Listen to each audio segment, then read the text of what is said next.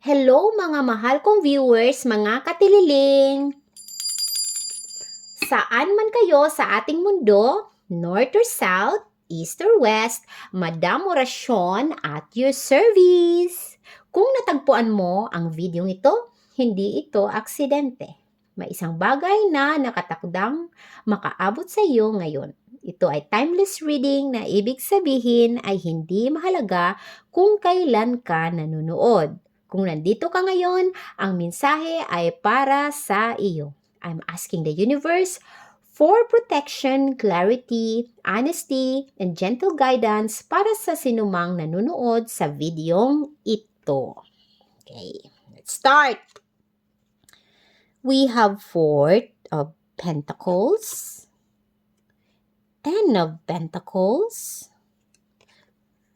Nine of Swords, the Chariot. Maganda ang card. The High Priest.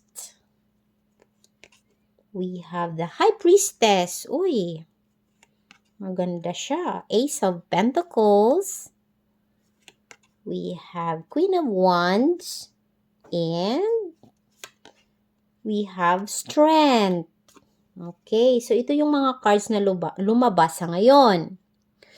Let's start from the heart of the matter, which is Four of Pentacles. Anong ibig sabihin nito? Pag 4, we have stability, order, foundations, may planning. Yan yung ibig sabihin ng 4. So, pag naman, kabuuan, 4 of Pentacles, ibig sabihin nito, meron siyang security, may power and control. You're holding on to something. May stability. Ayan, may boundaries. So, maybe dito, as you see, may hinahawakan siya ditong pentacle. Ayan, yung kayamanan or wealth or maring health ito na inaano mo talaga siya. Hinahawakan mo siyang maigi na hindi mawala. Ganyan. Yan. You're holding on to something important para sa'yo. Pero, ang ibig sabihin kasi ng pentacles, maaring mga kayamanan ito or mga ari-arian mo na meron ka na, yun nga, you're holding on to it. Na minsan, nakakapagod din gawin yan, na ganyan. Ayan, na ginagwardyahan mo talaga na walang makakakuha. Maaring sa position mo ito sa trabaho mo na may gustong kumuha, ganyan. Or siguro nasa taas ka na posisyon at gusto ka nilang ibaba. Maaring ganyan yan sa kasalukuyan. Kaya, you're trying your best na mapanatili mo ang posisyon mo. Kung maaari sa trabaho ito or maaari din sa school. Let's say, ikaw yung top 1. So, tinatry mo ang best mo na maging number 1 lagi. So, pero minsan nakakapagod, 'di ba? So, kailangan i-enjoy din natin ang ating mga sarili. Huwag masyadong focus lang ng focus para sa mga bagay-bagay na 'yan. It's okay to relax din. Ayan. Masyadong yung pagkakaano mo hawak. Parang masikip masyado. Paluwagan mo ng kaunti para makahinga ka rin ng kaunti, 'di ba? Kasi nakakasakal din 'yan pag masyadong mahigpit na paghawak. Yan ay nakakasakal. Okay? So, medyo paluwagan ng kaunti. Yan lang yung sabi ng message ni universe sa'yo. Sa kasalukuyan yan. So, yan yung mga nangyayari sa kasalukuyan mo. Okay. So, let's look at the past. Bakit ganon?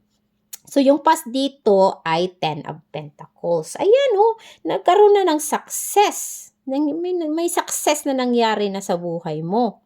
Ayan, naging successful ka na dito. So, maaaring ganun nga. Gusto mong i-maintain yung success na yan. Kaya ganito ka sa kasalukuyan. Hinahawakan mong maigi yung mga mga achievements mo sa buhay. Maaaring kayamanan yan or kung ano man yan. Mga parangal na hinahawak mong maigi. Hinahawakan mong maigi. Yan ha. So, yan. 10 of Pentacles. Kasi pag dito, 10 of Pentacles, ibig sabihin yan, mayroong siyang family legacy. Ayan, may legacy ka. Maaring inheritance na ibibigay mo sa pamilya mo. Yan, maaring ikaw yung padre di pamilya or ikaw yung mother ng pamilya mo, ikaw yung nanay or ikaw yung tatay. So, in the future, meron kang maibibigay na inheritance sa mga anak mo o sa mga kapamilya mo kung marami kang pera or kung ano meron ka, mga ari-arian, mga kalupaan, whatever na mga wealth na meron ka. So, yan. Yun. Merong wealth, merong security, may abundance, may stability. Okay? Appreciation of the gifts of life. So, yun. Connected kasi to sa family mo. Family to eh. Yan. So, yan. 10th of Pentacles. Yan yung ibig sabihin. So, now let's go to the future. Ito yung future, yan na yung resulta. Sa sobra mong paghihigpit dito sa kasalukuyan, ito yung mangyayari sa'yo. Ha? Kung hindi mo to maano dito, maaksyonan dito ng maganda, yung resulta niya hindi maganda kasi mapapagod ka eh. Mapapagod ka talaga sa ganitong sitwasyon na masyado kang mahigpit dito. Focus ka lang lagi sa mga kayamanan, sa mga achievements mo. Ayaw mo nang mag-let go sa mga ganyan. Focus ka na, always ka number 1. Nakakapagod kasi yung ganyan eh. So, ito yung magiging resulta sa iyo. 9 of Swords. You know kung anong ibig sabihin ng 9 of Swords? Ibig sabihin nito, meron kang anxiety. Ayan. Meron kang dito, guilt, may trauma, may fears, may nightmares, nag-overthink ka. So, maaari kasi dito, agoy, baka maanuhan ako, malagpasan ako ni Pulano, ni Pulana. Nako, yung baka bumaba yung posisyon ko. Maunahan ako ni Pulano, or whatever. Na para sa iyo challenge lahat. China-challenge mo lahat. Dapat ikaw yung number 1 lagi. So yan, nag-overthink ka dito kasi natatakot ka na may kumuha sa position mo or so kung ano meron ka, may mga achievements ka na makuha ng iba. So yun, nai-stress ka. So relax ka lang. Relax ka lang. Okay? Huwag mo masyadong higpitan nga. Ayan tingnan mo, hinihigpitan mo kasi masyado. Kaya maglilid to anxiety yan. Yun, anxiety. Overthinking, nag-overthink ka sa mga bagay-bagay. So, please mag-relax ka dito. Huwag masyadong mahigpit ang kapit. Yan lang yan yung solusyon para maiwasan ang 9 of Swords na mangyari. Kasi ito yung future to, na maaaring mangyari ito. So, warning lang ito ni universe sa'yo. Ito nangyari na to. Maganda talaga yung nangyari dito. So, dito naman yung nangyayari sa kasalukuyan. So, I understand na kung bakit ka masyadong mahigpit. Kasi nga, gusto mong hindi mawala sa iyo yung mga meron ka na sa ngayon. I understand that. Pero, maglilid to negative yan kung lahat, siya, sobra. Ha? So, mag-relax ka din minsan. Okay? So, yan. Now, let's proceed to your next card. We have here the Chariot card. Ito yung strength mo sa kasalukuyan. Ayan, connected to dito. Kaya nga, ayan, yung Chariot. Move forward ka. Go, go, go, go. Yan yun. Connected yan dito. Kasi yung Chariot, ka talaga nakafocus ka sa goal mo. Sa achievements mo. Ayan nga eh. Diba? Achievement. As in, umaarangkada ka talaga. Go, go, go. Kumbaga sa war. Fight, fight, fight. Ayan. Nasa ka, anong tawag dyan? Upensa ka. Upensa, hindi defense. As in, move forward ka talaga. Go, go, go. Ikaw yung nangunguna lagi. Ayan. Yun nga, nakakapagod din yan minsan. Pero since nandito yung energy mo, kaya ganito ka siguro. Kasi ito yung energy mo sa kasalukuyan. Malakas yung energy mo dito sa the Chariot. Anyway, positive din naman yung Chariot. It's a positive card kasi it leads to success and victory. You have discipline. You have self-control, willpower, and confidence. Oh, yan. So now let's check the negative. Yung weakness mo dito is the High Priest. Bakit the High Priest yung weakness mo? Sandali. The High Priest. Bakit? Kasi yung High Priest, it means tradition, your legacy, connected to dito, family legacy, belief system, pwede rin ito, teacher mo or sa society mo, yung religion, yan yun eh. Maaring yung about education, yung mga learnings mo, yan yung nakaano dito eh. Yan yung ibig sabihin ng Hierophant. But since ito ay nasa weakness mo, maaring, example nito, may rebellion ka, or na-stuck ka sa isang fix na plano, kasi fix na yung utak mo eh. Ito na yun eh. Ito na yung plano mo eh. So, hindi na pwedeng baguhin. So, na-stuck ka na dyan. Maring ganun. Yun yung negative dyan. Na-stuck ka sa isang mga plano na iniisip mo. Ayaw mo nang, hindi ka na nag-isip ng ibang bagay. Yun na lang. Na-stuck ka na doon. Maaring yun yung negative dito, yung weakness mo. Or maaari din yung mga belief mo na mali. Nakala mo tama, yun pala mali. Yun na nga, na-stuck ka na doon sa mga paniniwala mo na hindi pala totoo, hindi tama. So, minsan nagkakamali rin tayo, hindi naman tayo perfecto, di ba? So, not all the time we are correct.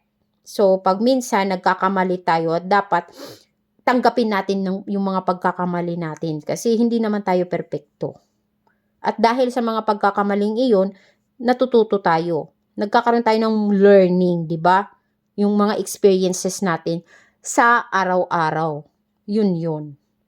So, tanggapin yung mga pagkakamali natin. Yan yun. Ito yung message ni universe. Kasi hindi tayo perfecto. Kahit ano ka na dito, achiever ka na dito, kasi nga mayroon ka nang na-achieve nga eh. Pero hindi pa rin yun 100% sure na hindi ka na magkakamali. Magkakamali ka pa rin. May mga gagawin pa rin tayo, mga desisyon sa buhay na magkakamali tayo. Okay? So, huwag masyadong mahigpit or strict sa sarili or sa ibang tao o kung sino man dyan na connected sa'yo. Kasi may mga panahon talaga na nagkakamali din yung isang tao. Maring ikaw o yung kapamilya mo o kakilala mo, kaibigan mo, anyone connected to you. So, yan. Okay? O, next.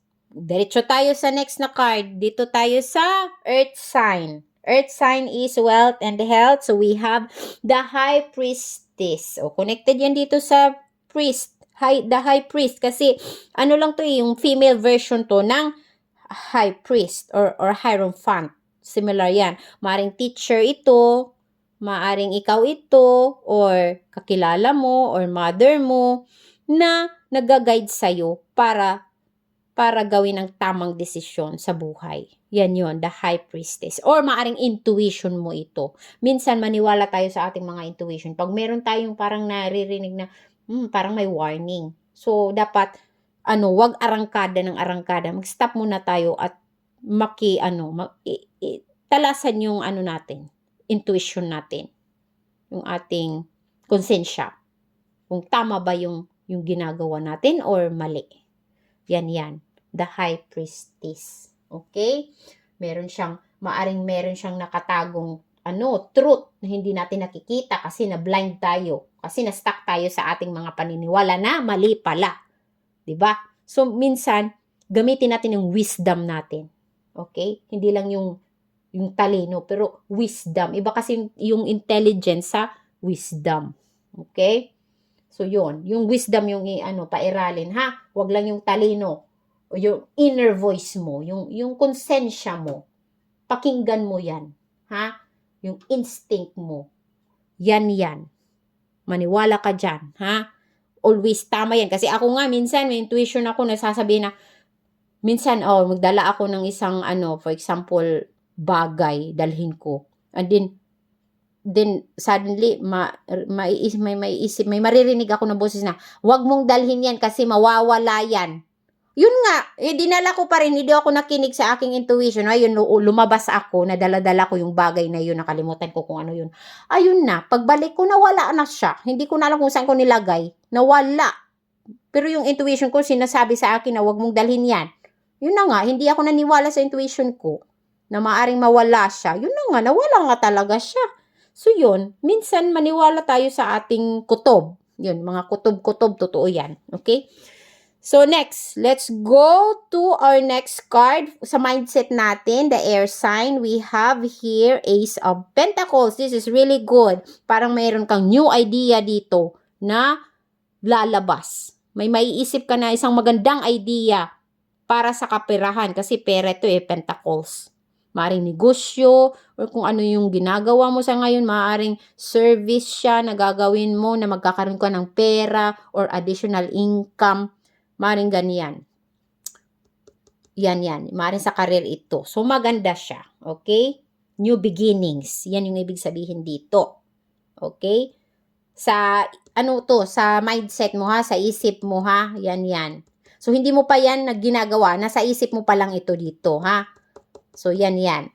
Now, let's go to the action. O, ito na, kung ito sa mindset, ito naman yung willpower mo, yung action mo dito sa sa fire area. We have Queen of Wands. So, pag Queen of Wands, ibig sabihin dito ay, you're a passionate creator with courage and self-assurance with goals. Yan. So, sure ka sa mga gagawin mo. Ayan, connected ito dito sa Ace of Pentacles. May naisip ka na bagay na maganda. Ngayon, dito naman, i-apply mo na to dito. Yan, yung application mo na yan. From your mindset to your action. So, yan. Very nice card, ha? Plus this intuition, ha? Kutob. Yan. Maganda yan. So, pairalan mo yan kasi yan yung mga enerhiya sa ngayon na lumalabas sa'yo. So, yun. Gamitin mo yan sa ngayon.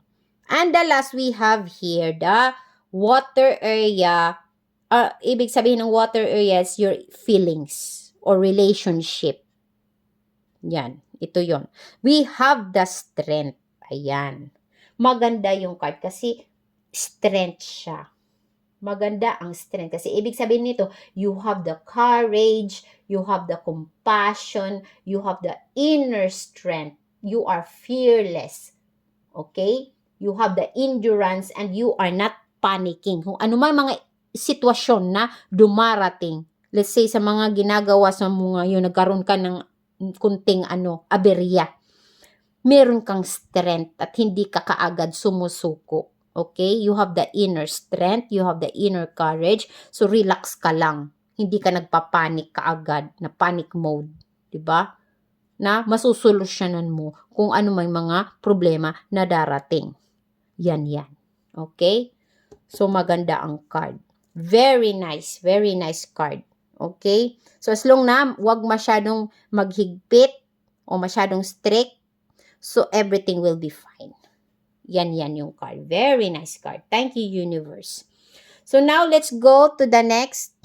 Yung advice ni universe. We have here, don't wait for happiness to come to you. Go out and get it. O, ayan, ito yung chariot. Yun nga, go. Ayan, kung ang goal mo ay maging happy ka, ayan, hanapin mo ang happiness mo. Go to your goal. Kung ano man yan. As long na wag masyadong stricto, ha? Number 1 pa rin is magiging masaya ka. Kasi dito, hindi ka magiging masaya dito.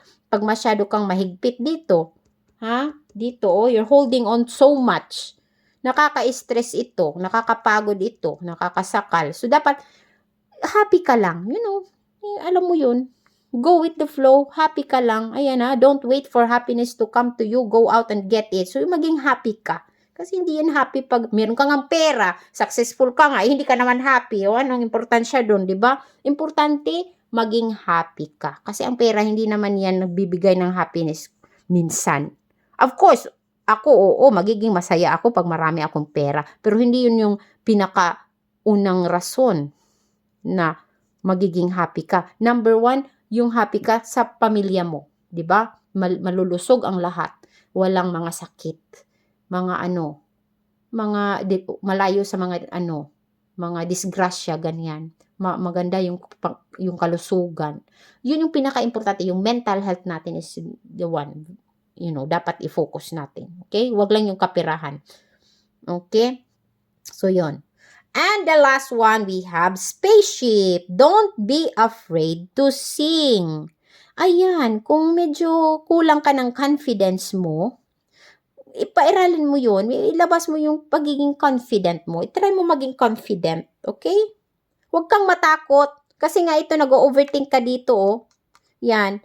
So sabi, do not overthink. Do not be scared. Okay? Iwasan ang mga anxiety. Yan lang yan. Just be happy. Pag happy ang tao, nawawala yung mga ano dyan, yung mga negativity, yung mga overthinking, nawawala yan pag happy tayo. Focus lang tayo sa happiness natin, okay? So, yan yung message ni universe, okay? Don't be afraid to sing.